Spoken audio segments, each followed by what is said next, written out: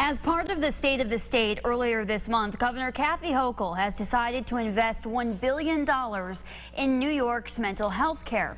Attorney General Letitia James is now holding a series of public hearings, most recently for Western New York, inviting state lawmakers, among others, to identify better ways to address New Yorkers' access to mental health resources. Among the speakers, Senator Samra Brook, Senate Committee Chair for Mental Health, who continues to advocate for expanded services and funding to address the state's ongoing crisis.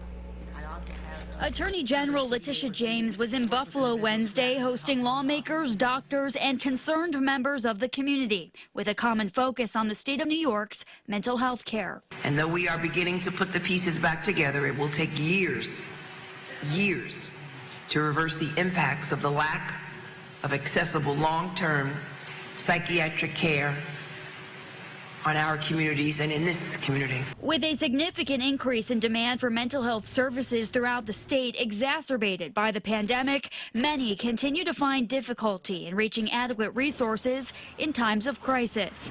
Senator Samra Brook explains. At this point, literally anyone you stop on a street would know that we simply don't have enough staff to meet the needs, mental health care needs of New Yorkers. We don't have enough beds to meet the needs of people who are seeking help. We've got waiting rooms full. We've got wait lists that are months long, sometimes a year. So all of this is really around how do we reform a system that has been really underfunded for the past decade plus. Senator Brook highlights recently passed state legislation from last summer allowing up to 10,000 more mental health workers statewide to operate as diagnostic professionals. Things like that, I think, have chipped away at the crisis, but there's so much more to do. We need more funding.